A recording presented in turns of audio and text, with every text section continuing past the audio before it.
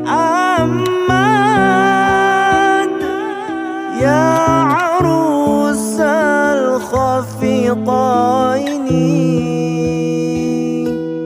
يا مؤيد